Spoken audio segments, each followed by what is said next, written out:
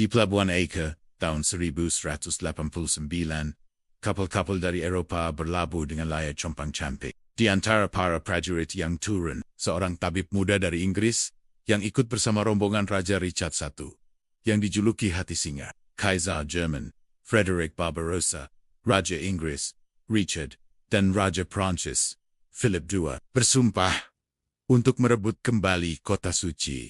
Eleanor tiba di Acre pada tahun 1191.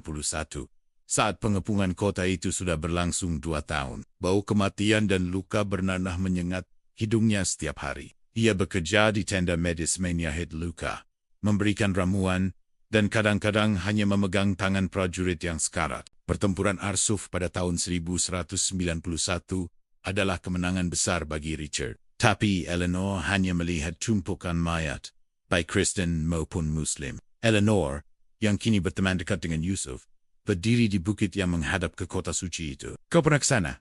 tanyanya. Yusuf mengangguk. "Itu rumahku, tapi sekarang rumahku adalah tempat aku bisa hidup dengan damai."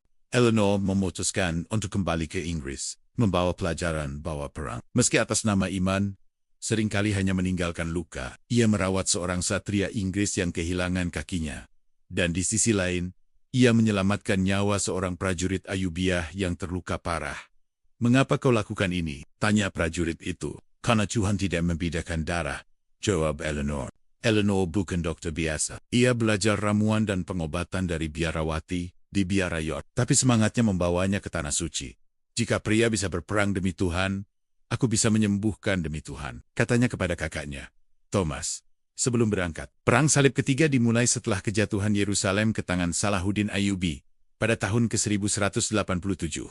Kabar itu mengguncang Eropa. Di sela-sela tugasnya, Eleanor mendengar cerita tentang Salahuddin, sultan yang ditakuti sekaligus dihormati. Para prajurit berkata bahwa ia adil, bahkan mengirim dokter untuk merawat musuh yang terluka. Ribuan nyawa hilang, dan Eleanor menyaksikan Raja Richard memerintahkan eksekusi ribuan tawanan Muslim. Ia menangis di tendanya malam itu, bertanya-tanya mengapa perang ini begitu kejam. Yusuf, yang selamat karena dianggap tak berbahaya, menjadi asistennya, membantu menerjemahkan dan meracik obat. Dari Yusuf, Eleanor belajar tentang Salahuddin bukan hanya sebagai panglima perang, tapi sebagai manusia yang mencintai puisi dan menghormati musuh yang berani. Eleanor tak percaya sepenuhnya, tapi suatu hari, seorang tawanan Ayubiah yang terluka dibawa ke tendanya. Namanya Yusuf, seorang prajurit muda dengan mata cerdas. "Kau tidak seperti tabib lain," katanya dalam bahasa Arab yang diterjemahkan oleh seorang penerjemah Bizantin. Eleanor tersenyum kecil.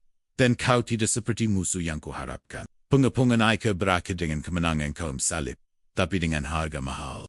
Ketika pasukan Salib bergerak ke selatan menuju Arsuf, Eleanor ikut bersama rombongan medis. Puncak perjalanan adalah ketika Richard dan Salahuddin menandatangani gencatan senjata pada tahun ke-1192. Yerusalem tetap di tangan Salahuddin, tapi kaum Kristen diberi hak untuk berziarah. Jika cerita ini menarik bagi Anda, silakan tinggalkan komentar, bagikan dan subscribe channel ini.